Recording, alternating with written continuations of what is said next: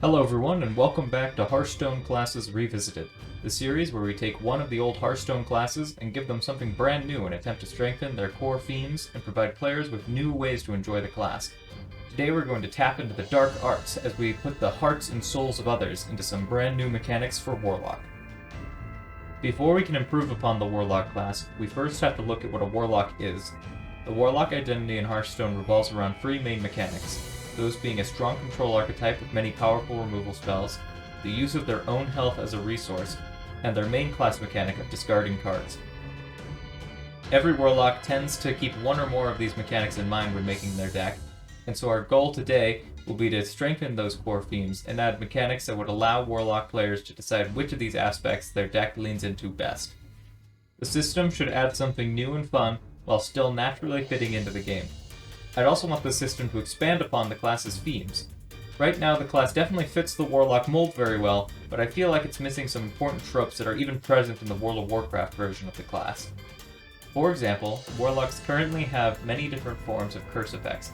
We see cards that afflict minions, as well as cards that give your opponent cursed spells, but I feel like those ideas are a bit clunky in design and don't really feel like a fleshed out mechanic. So, for the first of our new class mechanics, I designed a new form of the cursed spell.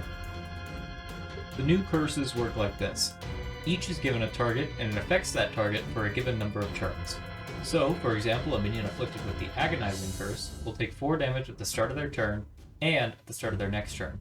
These cards are more flexible in their design, with more targeting options. They can also have more unique negative effects applied to them. These curses also help add a more inevitable style of gameplay, which is seen in the Affliction specialization Warlocks have in World of Warcraft. We can even have other cards that synergize with these curse spells, or allow you to cast more of them, such as this Soulbound Walker. Now, you may notice there's something a little off about this card. It has an additional number underneath its mana cost. This leads us into our next new Warlock mechanic, Soul Shards.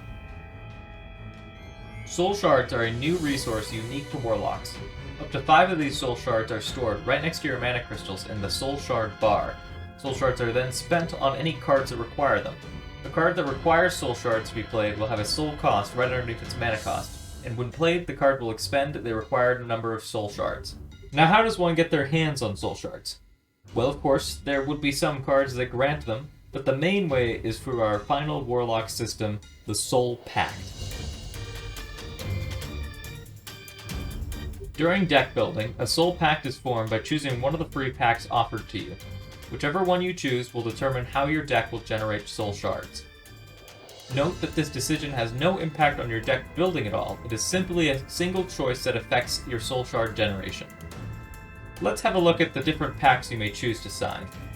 First up, we have the Affliction Pact. This pact takes Gul'dan's entrance emote quite seriously, stealing the souls of minions by killing them with spells. Affliction Warlocks gain 1 Soul Shard whenever they cast a spell that ends up destroying at least 1 minion.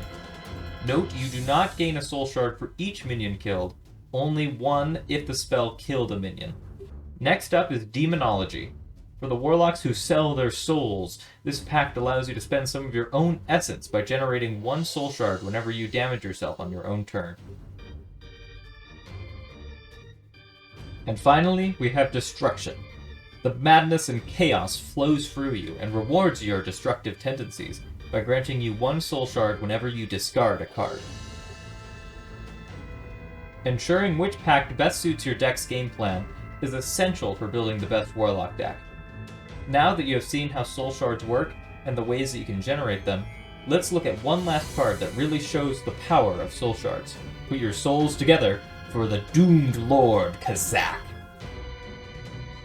Kazak is the ultimate Soul Shard spender, as he prevents any fatal damage you take, spending 1 Soul Shard to do so. But once you run out, there's nothing that can save you. And with that, this brings us to the end of our Warlock class revisit. I really hope you all enjoyed what I came up with, as I had a ton of fun putting this one together.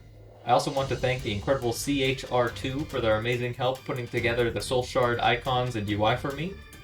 If you really enjoyed it, be sure to like the video and leave a comment saying which Warlock pact you would sign.